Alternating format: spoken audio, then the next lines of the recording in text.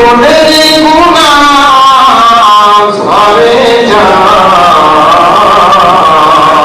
নবী গো তোমায় ভালোবাসলে জীবনের গুনাহ ঝরে যায় নবী গো তোমায় ভালোবাসলে দোষর হারাম হয়ে যায় আল্লাহুম্মা সাল্লি আলা সাইয়্যিদিনা মাওলানা মুহাম্মদ ওয়া আলা আলি সাইয়্যিদিনা মাওলানা মুহাম্মদ লা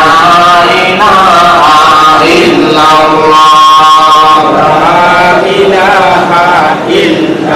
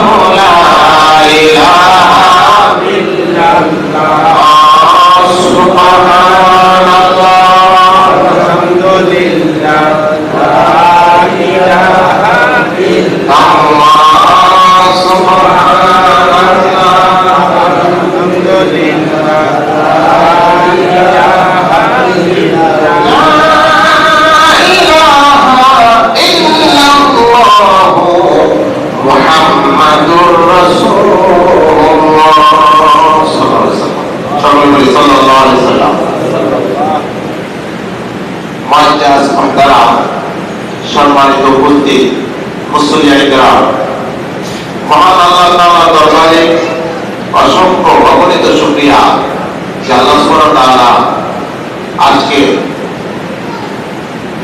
আরবি বছরের প্রথম মাস মুহররম মাস প্রথম জুমা হিজরি 1443 হিজরির প্রথম মাস প্রথম জুমায় আমাদেরকে আশাগত বসাগত যে আল্লাহ সুবহানাহু ওয়া তাআলা তৌফিক দিয়েছেন হৃদয়টাকে উজ্জ্বল করে দিয়ে উচ্চ কণ্ঠে সেই মহান মালিকের দরবারে শুকরিয়া পেশ করি সকলের মহব্বতে বলে আলহামদুলিল্লাহ।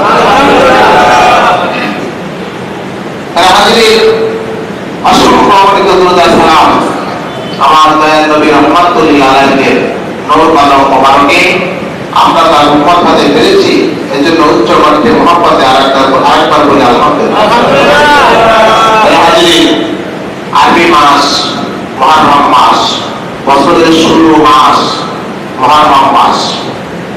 দুঃখের বিষয় হলো সত্য আমাদের বাংলাদেশে যখন ইংরেজি নববর্ষ আসে তখন আমরা খুব জানতে পারি কখন নববর্ষ আসতেছে, বাংলা নববর্ষ আসলেও জানতে পারি। আরে যে পানি ভাত মুরগিতে খায় না ছাগলে খায় না সেই পানি ভাতের প্লেট পয়লা বৈশাখ 500 টাকা প্লেট হয়। কি বলেন? পোড়া মরিচ, যেই পোড়া মরিচ খাইলে গ্যাস্ট্রিক হয় সেই পোড়া মরিচের দাম বেড়ে যায়। কি বলেন? আফসোসের বিষয় হচ্ছে এই দেশে এত মুসলমান তারপরেও আরবি বছরের শুরু কখন কোন দিন হয় আমরা খবর পাই। কি বলেন? অধিকাংশ মুসলমান বাংলা 12 মাসের নাম জানে, অধিকাংশ মুসলমান ইংরেজি 12 মাসের নাম জানে, কিন্তু বেশিরভাগ মুসলমান তারা আরবি 12 মাসের নাম জানে। তাহলে এটা তো সফলতার লক্ষণ। কি বলেন? সফলতার লক্ষণ না, কি বলেন? আরবি 12 মাসের নাম আমরা অনেকে জানি না। বলবো আমি 12 মাস একবার বলে দিই নাকি? শুনে রেখো, মনে রেখো, মুমিন মুসলমান। শুনে রেখো, মনে রেখো, মুমিন মুসলমান। একবার বললে তো আবার মুখস্থ করতে পারবেন না। আমি তো শুরু শুরুই বলে দিই গভীর সঙ্গে। মুহররম, সফর, রবিউল আউয়াল। মুহররম, সফর, রবিউল আউয়াল। শুনে রেখো, মনে রেখো, মুমিন মুসলমান তুমি।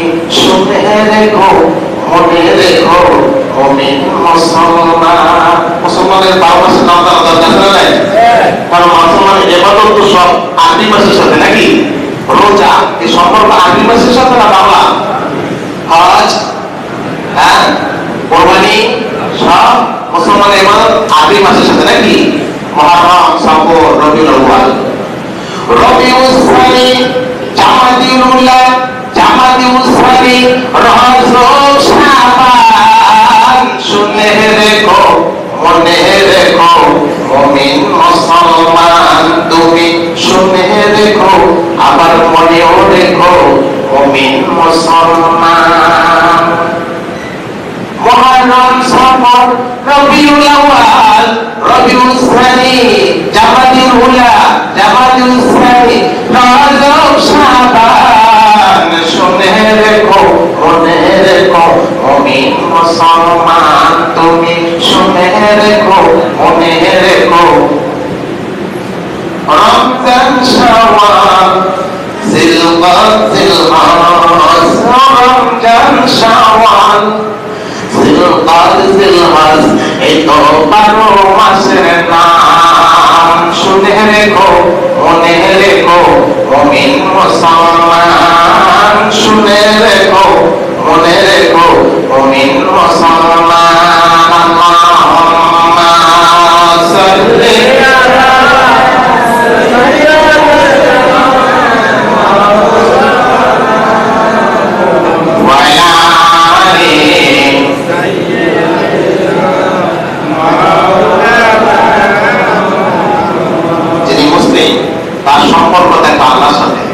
মুসলিম তার সম্পর্ক থাকবে আল্লাহ রাসূলের সাথে। যিনি মুসলিম তার সম্পর্ক থাকবে আহলে বাইতের সাথে। যিনি মুসলিম তার সম্পর্ক থাকবে ওলি আউলিয়া গাউসুদের সাথে। যিনি মুসলিম তার সম্পর্ক থাকবে আলেমে হক্কানি রব্বানির সাথে। যিনি মুসলিম তার সম্পর্ক থাকবে আরবি ভাষার সাথে। কি বলেন আপনারা? তাহলে তার ভয় নাই, তার কোনো চিন্তা সারা দুনিয়ার মানুষ যদি তার বিপক্ষে যায় তারপর তারপর কি নাই? জলে বলে তারপর এজন্য তো আহলে সুন্নাত যারা করে সারা পৃথিবীর মানুষ যদি তার বিরোধিতা করে তারপর তাদের ভয় নাই। কেমন? তারা বলে আমার আল্লাহ তো ওই রব, আর তোমার ভয় পেলে কি হবে? হ্যাঁ, সারে দুনিয়া ও মুখালিফ কুছ नहीं नुकसान है। सारी दुनिया हो मुखालिफ कुछ नहीं नुकसान है। हम नहीं है कर नहीं है जब खुदा रहमान है। आका मेरा मौला मेरा रहमत का नबी है। सरकार मदीना है माहे अरबी है। आशिक তারা বলে আমার কিসের চিন্তা? সারা পৃথিবীর মানুষ যদি আমার মৃত্যু চলে যায় তারপরও আমার কোনো লোকসান নাই, কারণ আমার আল্লাহ তো রহমান, আমার আল্লাহ তো রহিম। আর মদিনাওয়ালা হচ্ছে আমার অভিভাবক, মদিনাওয়ালা হচ্ছে আমার সাফায়াত করনেওয়ালা। আমার কোনো চিন্তা নাই, আমার কোনো ভয় নাই। আমরা তো ইংরেজদের অনুসরণ হয়ে গেছি, আমরা তো ইংরেজদের অনুসরণ হয়ে গেছি, ইহুদির অনুসরণ হয়ে গেছি। তাদের অভ্যাস, তাদের সিরাত, তাদের সমাজ, তাদের অনুষ্ঠান, তাদের কালচার এটা আমরা ঠিকই যাবে, কিন্তু মুসলমান হয়েও মুসলমানদের কালচার এগুলো আমাদের মনে আসে না। হাজিরিন, আজকে মহরমের প্রথম দিবস, তাই মহরম সম্পর্কে কিছু আলোচনা করব। এই মহরম শব্দের অর্থ সম্মানিত। মহরম শব্দের অর্থ কি?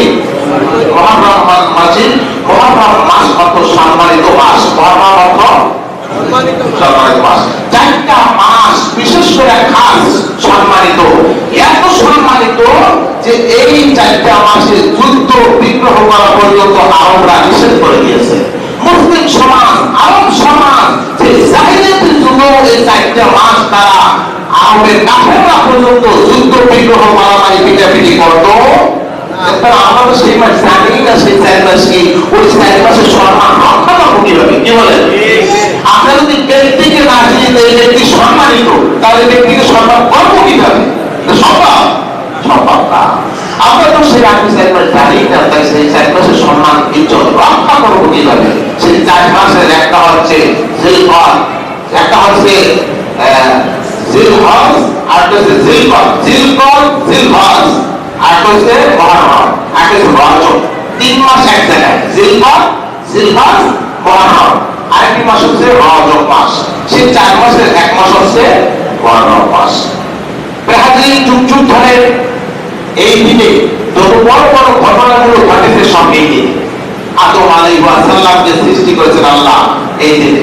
নূহ আলাইহিস সালামকে আল্লাহ তাআলা মুক্তি দিয়েছেন এই দিনে। আদম আলাইহিস সালামকে আল্লাহ 360 বছর কান্নার পরে এই মুহররম মাসে আশুরার 10 তারিখ আল্লাহ তাকে নাজাত দিয়েছেন।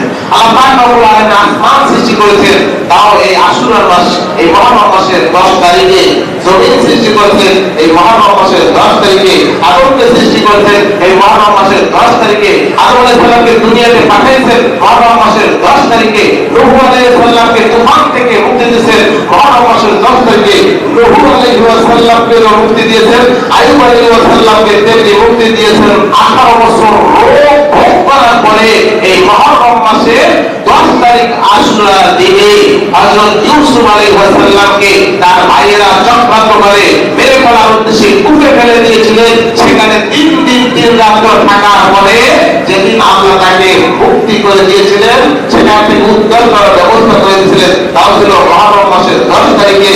জেলখানা থেকে ইউসুফ আলাইহিস সালাম যেদিন বের হয়ে আসছিলেন, তাও মুহররম মাসের 10 তারিখে। যুগে যুগে বড় বড় ঘটনাগুলো ঘটেছে, ভালো ভালো ঘটনাগুলো ঘটেছে সব এই মুহররম মাসে এবং 10 তারিখে। এই জন্য এটাকে মুহররম অর্থাৎ সম্মানিত মাস নাম দিয়েছেন মহান আল্লাহ। কে দিয়েছেন? আল্লাহ।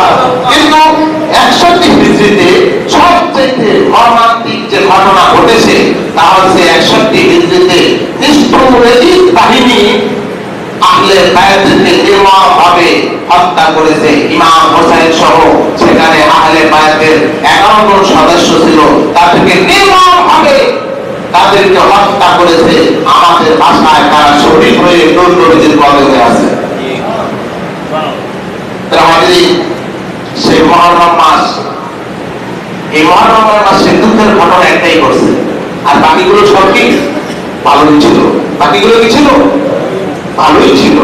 এই মুহররম মাস আমাদের কাছে আসছে, এই মুহররম আশায় আমরা খুশি হতে চাই, খুশি হতে চাই। এই মুহররমকে আমাদের স্বাগত জানা দরকার না?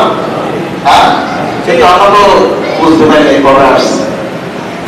এলো মানে মুহররম জানাই তাকে স্বাগত, এলো মানে।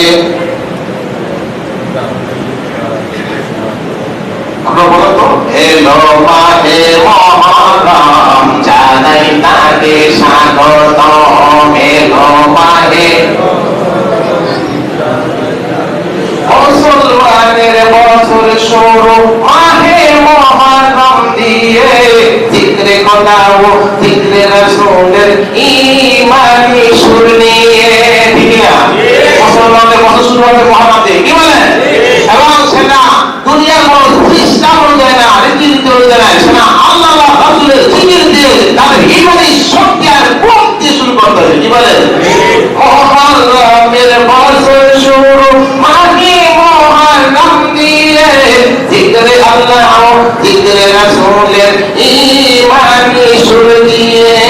আল্লাহ আল্লাহ ইয়া রাসূলুল্লাহ, আল্লাহ আল্লাহ ইয়া রাসূলুল্লাহ, আল্লাহ আল্লাহ জোরে বলেন, আল্লাহ আল্লাহ ইয়া রাসূলুল্লাহ, আল্লাহ আল্লাহ ইয়া রাসূলুল্লাহ। কণ্ঠে তুলি হর হর দাম, এলো মাহে মুহররম জানাই তাকে স্বাগত, এলো মাহে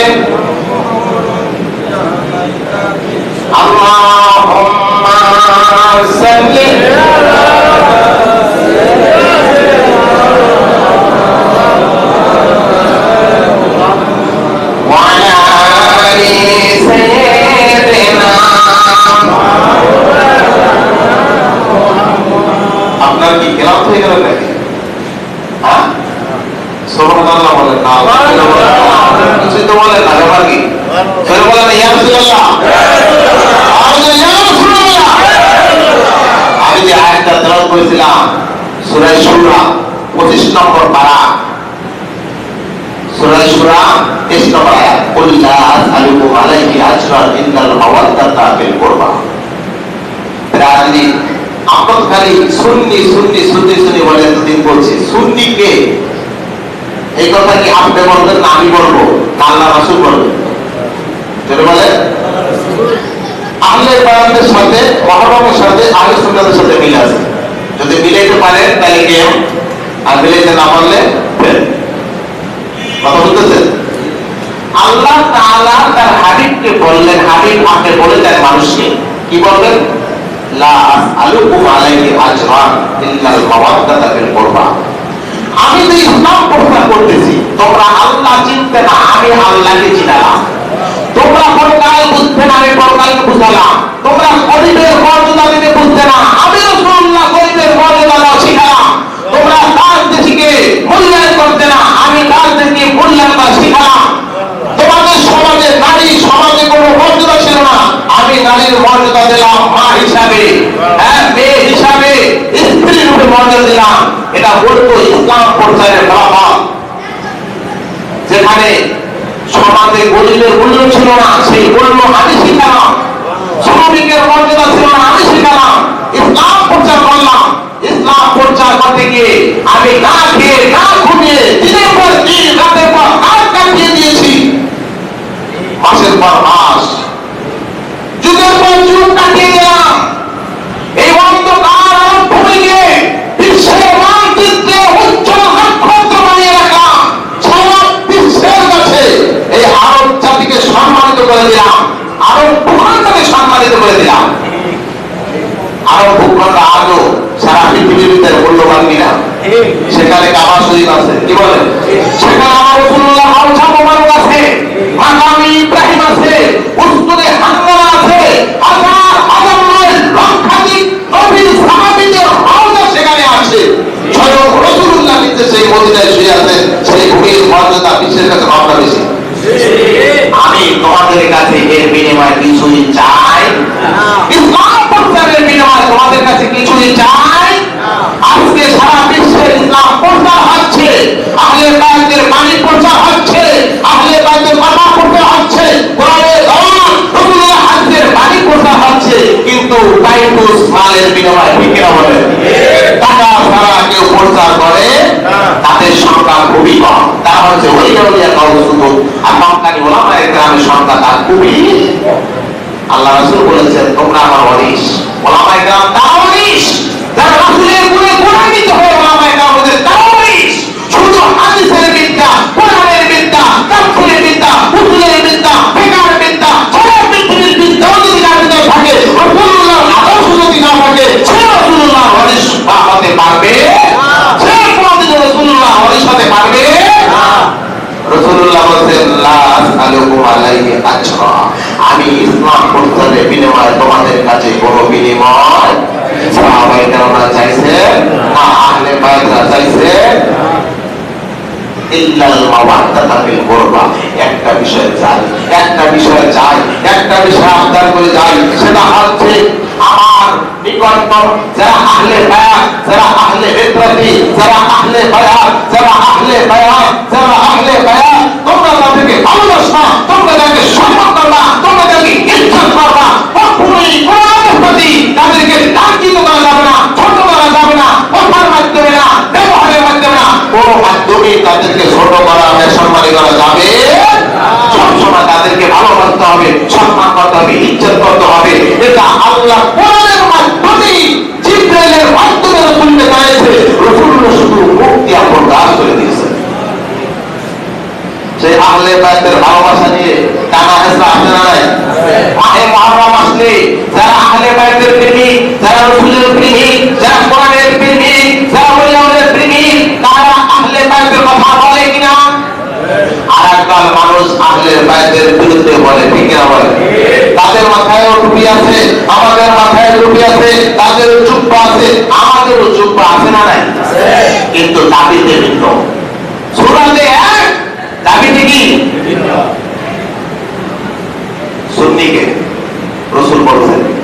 ইহুদিকে কে বলেছেন?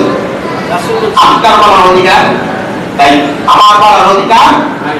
এই সূরায় সূরা 23 নম্বর আয়াতে ব্যাখ্যা করতে গিয়ে ফখরুদ্দীন রাজি বিশ্বের সবচেয়ে বড় তাফসীরের লেখক তাফসীরে কাবীর তিনি লিখেছেন।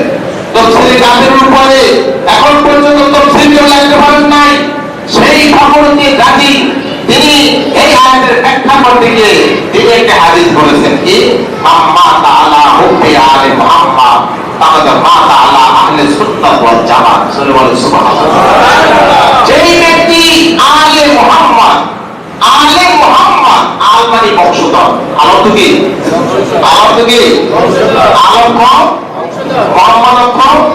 মোহাম্মদ, তাই মোহাম্মদের বংশধর কে? রাসূলুল্লাহ। মোহাম্মদের বংশধর কে? সে কথা আপনি বলবেন না আমি বলবো? রাসূল বলবেন। রাসূল বলেন মোহাম্মদের বংশধর কে? আহলে বায়াত কে? রাসূল বলে গেছেন। হাদিসটা পাবেন সুনানে আহমদ প্রথম খণ্ড 185 নম্বর পৃষ্ঠায়, হাদিস নাম্বার 16008। মুসনাদে আহমদের 16008 নম্বর হাদিস, তিরমিজি শরীফের 2999 নম্বর হাদিস, দুররে মানসুর তাফসীরে কিতাব 2 নম্বর খণ্ড 39 নম্বর পৃষ্ঠা, আল বিদায়া ওয়ান নিহায়া 8ম খণ্ড 77 নম্বর পৃষ্ঠা। এবং মুসলিম শরীফের হাদিসটা আসছে দাআ রাসূলুল্লাহ সাল্লাল্লাহু আলাইহি ওয়াসাল্লাম আলিয়াম ওয়া ফাতিমা ওয়া হাসান ওয়া হুসাইন রাদিয়াল্লাহু তাআলা আলাইহিম ফাকালা আল্লাহুম্মা হাউলাই আহলি আল্লাহুম্মা হাউলাই আহলি আল্লাহুম্মা হাউলাই আহলি। হযরত রাসূলের কারীম সাল্লাল্লাহু আলাইহি ওয়াসাল্লামের কে হযরত আলীকে ডাকলেন, হযরত ফাতিমা ডাকলেন, হযরত হাসান রাদিয়াল্লাহু ডাকলেন, এবং হুসাইন রাদিয়াল্লাহু ডাকলেন। তাদেরকে চাদরে আবৃত করে বললেন হে আল্লাহ এরাই হচ্ছে আমার আহলে বায়াত, এরাই হচ্ছে আমার আলে মুহাম্মদ, এরাই হচ্ছে আমার বংশধর, এরাই হচ্ছে আহলে বায়াত। সুবহানাল্লাহ। তাহলে বংশধর কেনা সে সাব্যস্ত করেছে আল্লাহ রাসূল। কি বলেন? এইভাবে বলা হয়েছে যে তোমরা আমার মহব্বত, এই আহলে বায়াতের মহব্বত হৃদয়ে ধারণ করিয়া যিনি মারা যাবে তিনি হচ্ছে আহলে সুন্নাহ ওয়াল জামাত। তাদের বিরুদ্ধে কথা বইলা মুআবিয়ার সাপোর্ট দেই না, মুআবিয়ার দালালি করলে যদি তুমি মুআবিয়ার দালালি যদি ইংরেজ হতো তুমি আহলে সুন্নাত থেকে পয়সা আমি করে দিলাম।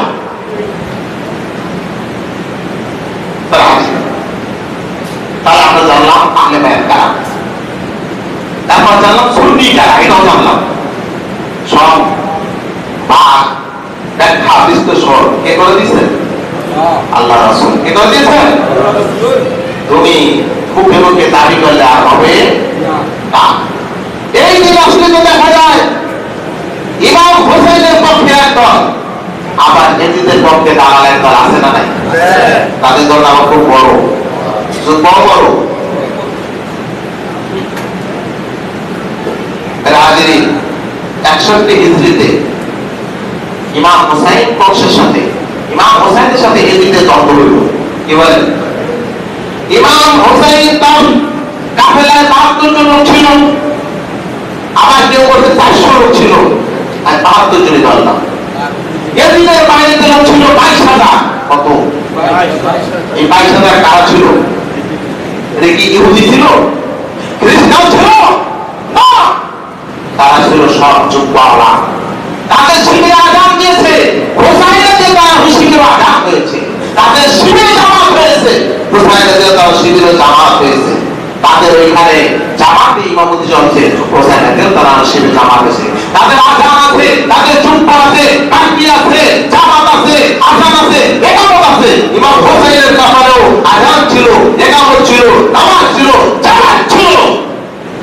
কিন্তু তাদের সব ঠিক থাকার পরেও বাহ্যিক রূপ আর ধাম, বাহ্যিক পোশাক আর লেবাস সব ঠিক থাকার পরেও তাদের অন্তরের ভিতরে পার্থক্য ছিল কিনা?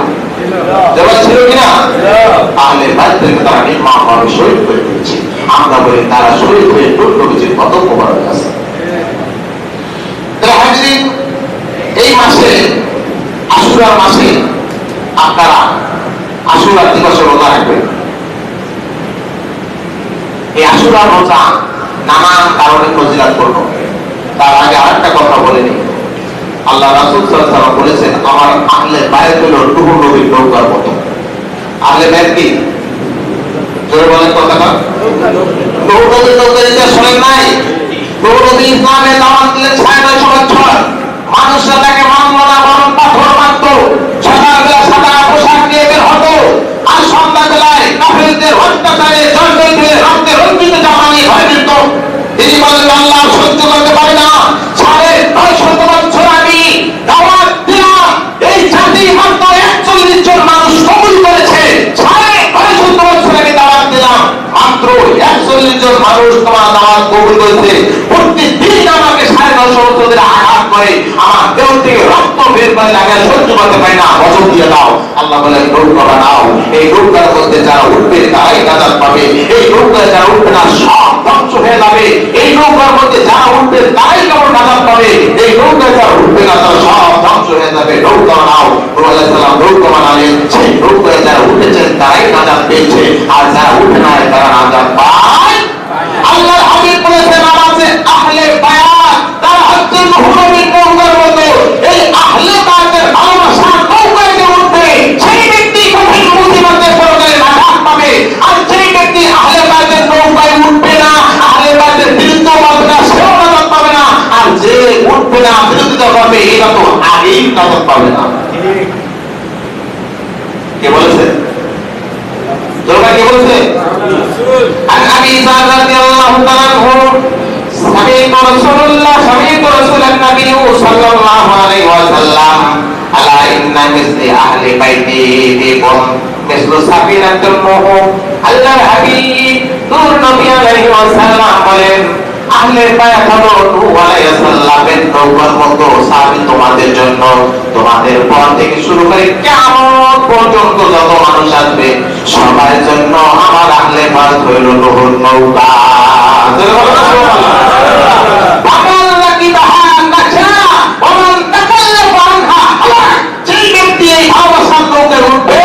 তাদেরকে ভালোবাসবে, মহব্বত করবে, দূরে থাইকাও তারাই নাজাত পাবে। আর ওমান আল্লাহ যারা পিছিয়ে পড়ে যাবে, সরে যাবে, হালাকা তারা সব ধ্বংস হয়ে যাবে। মাদুরিয়া উঠলে তোমার করনা তানা বিটরি, যদি সাগরের মধ্যে আমরা পড়ে যাই, এই সাগরের মধ্যে যদি পড়ে যাওয়ার পরে যদি এই বিপদে যদি আমরা একটা জানেন যে এখন আমাকে উদ্ধার করার লোক আশেপাশে আসতে, তাহলে তো ভয় লাগবে নাকি? আর যদি ওইরকম সম্ভাবনা না থাকে, তার ভয় আসবে না? নাই। হাজিরিন, ছোট্ট একটা ঘটনা শোনাই, তারপরে আমার হাদিসের উপরে আলোচনা করব। ভাইরা আমার, ইরাকের জমিনে একজন মদ ব্যবসায়ী ছিল। ওই মদের বারের ভিতরে নারীদেরকে নেওয়া, আনন্দ ফুর্তি করা হতো। এরকমের মদের বার বাংলার জমিনে আছে না নাই? জোরে বলেন, আছে না নাই? এখানে গেলে সম্মান বাড়ে না কমে? জোরে বলেন, সম্মান বাড়ে না কমে? শুধু সম্মান কমে না, দেশ থেকে হইতে হয়। মান সম্মান কারো থাকে না, তার সহ্য গোষ্ঠীরও থেকে না বলে। একেবারে CSR এসেছে সব যাচাই করে আলাদা করা বলে। কি বলে? এই বাড়ির মালিক ছিল আব্দুর রহমান ইবনে আব্দুর রহিম। ইরাকের জমিনে তার বাড়ি। মানুষ খুন করার অভিযোগে তাকে পুলিশ কমিশনার গ্রেফতার করলো। ওই সময় জেলখানা ছিল পুলিশ কমিশনার আন্ডারে। এখন 3 জনের আন্ডারে বর্তমানে বাংলাদেশের জেল কমিশনার। জেলখানা কয়জনের আন্ডারে জানেন আপনারা? এটা হচ্ছে জেলা প্রশাসক অর্থাৎ ম্যাজিস্ট্রেট যারা আছে, আর পিওন অফিসার আর পুলিশ কমিশনার, 3 জন আন্ডারে আছে। ওই সময় ছিল পুলিশ আন্ডারে ছিল। আব্দুর রহমান মদ ব্যবসায়ী, তার কি হলো? জেল, পুলিশ করে দিল। রাতের বেলায় আল্লাহর হাবিব নূর নবী সাল্লাল্লাহু আলাইহি ওয়াসাল্লাম পুলিশ কমিশনারকে স্বপ্নে দেখালো, এই পুলিশ কমিশনার, তোমার জেলখানার ভিতরে আব্দুর রহমান ইবনে আব্দুর রহিম নামে একটা লোক আছে, তুমি চেহারাটা দেখতে দাও, কাল সকাল বেলা উঠে তুমি তাকে মুক্ত দিয়া দিও। মসজিদের রাখিলে ভক্তের বিপদকালে উদ্ধার হইয়া দিবে পীরের কাছে যাও, আহলে বায়াতকে ভালোবাসো। কেন ভালোবাসবা শোনো বন্ধুরা আমার। আব্দুর রহমান যেখানায় তার মুক্তির জন্য যিনি আবেদন জানালেন তিনি হচ্ছেন কুল কায়নাতের মধ্যে শ্রেষ্ঠ নূর নবী রাহমাতুল লিল আলামিন। তিনি জামিনের জন্য আবেদন করলেন না, বরং নির্দেশ দিলেন, আদেশ দিলেন। আবেদন আর নির্দেশ এক না। আবেদন যার কাছে করা হয় তার মর্জির উপরে ছেড়ে দেওয়া হয়, কবুল হতেও পারে না হতে পারে। ওয়ার্ডার আর নির্দেশ এটা হচ্ছে তোমার পছন্দ হোক না হোক তোমাকে করতেই হবে। কথাটা কি বোঝাতে পেরেছি? পরের দিন সকালবেলা রাতের বেলায় পুলিশ সুপারে ঘুম নাই, কারণ হয়তো নবীর রূপ দেখলে তখন সে ঠিক থাকতে পারে না। ঠিক না বলে? দেখলে ছবি পাগল হবি, ঘরে থাকতে পারবি না। নূর নবীজি যেইতাসে ঘুমাইবেন যদি শিখবি রে হায়, সব ছেড়ে চল মদিনায়। আমার নূর নবীজি যেইতাসে নবীকে পাইতেও তো কামেল পেলাম, ঠিক না? বাহিরেতে পীরের ছবি, ভিতরেতে নূর নবীজি। সুবহানাল্লাহ। বাহিরেতে পীরের ছবি, ভিতরেতে নূর নবীজি। মুর্শিদ পাইলে নবী পাবি, আল্লাহ বাকি রবে না। দেখলে ছবি পাগল হবি, ঘরে থাকতে পারবি না। দেখলে ছবি পাগল হবি তুই, আর ঘুমাইয়া থাকতে পারবি না। ঠিক না বলে? সবাই ঘুম নাই, সকালে উঠে দৌড়িয়া আব্দুর রহমানকে হুজুর আমি তোমার জামিন তাড়াতাড়ি বের হয়ে যাও, যত তাড়াতাড়ি বের হয়ে যাও। কি হয়েছে স্যার? তুমি জানো না তোমার জন্য আল্লাহর হাবিব সাল্লাল্লাহু আলাইহি ওয়াসাল্লাম এসে আমার কাছে নির্দেশ দিয়ে গেছেন ছেড়ে দিন। আব্দুর রহমান বলে, না রে পুলিশ সুপার সাহেব, আপনার মনে হয় ভুল হইতেছে, কারণ আমি তো পাপী, আমি তো অপরাধী, আমি তো মদ বিক্রি করি, আমি তো অপরাধী, মানুষ খুন করেছি, সেই খুনের দায়ে আমি জেলখানায় এসেছি। আমার জন্য আমার রাসূল সুপারিশ করবে, এটা কোথাও ভুল হইতেছে। পুলিশ সুপার বলেন, না তোমার ছবি সব আমাকে দেখাইছে, তবে যাওয়ার আগে একটা কথা বলে যাও, এমন কোন ভালো কাজটা করেছো যার জন্য আল্লাহর হাবিব তোমার জন্য সুপারিশ করলেন? পুলিশ সুপারের কথা শুনে ওই আব্দুর রহমান থেকে বলে, স্যার আমি এমন কোন ভালো কাজ দেখি নেই, তবে একটা কথা আমার মনে আসে। আমার মা পরিচালনাকালে হঠাৎ করে অন্তর্মহলে কান্নার আওয়াজ শুনতে পাইলাম। আমি ভিতরে চলে গেলাম, কোন দুর্ঘটনা হলো কিনা। যাইয়া দেখলাম একজন মাতাল মদখোর একজন নারীকে ভোগ করার জন্য জোরাজুরি করতেছে। ওই নারী কাঁদতে দেখে বলে,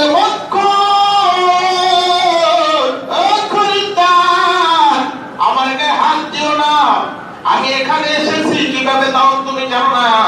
আমি বড় বিপদে পড়েছিলাম, একজন বৃদ্ধ নারী আমাকে সাহায্যের কথা বলে এখানে নিয়ে এসেছে। এটা যে এত খারাপ জায়গা আমি তো জানতাম না, আমাকে সাহায্যের কথা বলে এখানে নিয়ে এসেছে। কিন্তু আল্লাহরে ভয় করো, আমি আহলে বায়াতের বংশধর। আমার সাথে তুমি পাপাচারি কইরো না। আমি যখন জানতে পারলাম এই নারী আহলে বায়াতের বংশধর, আমার ভাত দলের ভিতরে তুফান উঠে গেছে। আমি আর সহ্য করতে পারি নাই। আর মন করো এমন মাথা ছাড়ার মতো না, তাই আমি সহ্য করতে পারি নাই। আহলে বায়াতের মর্যাদা রক্ষা করার জন্য আমার কাছে যে চাকু ছিল, এই চাকু দ্বারা মাতালকে হত্যা করেছি। সেই হত্যার দায়ে আমি আজ জেল কাটতেছি। আমার মনের বিশ্বাস, আহলে বায়াতকে রক্ষা করার জন্য, তার ইজ্জত রক্ষা করার জন্য, আমি এই ভূমিকা নেওয়ার জন্য আল্লাহ রাসূল আমার জন্য সুপারিশ করেছে।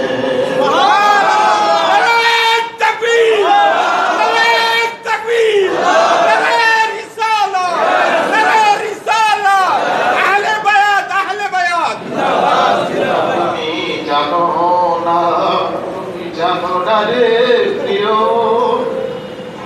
ও তুমি আমার জীবনের সাধনা, তুমি জানো না, জানো না রে প্রিয়, তুমি আমার জীবনের সাধনা। আল্লাহুম্মা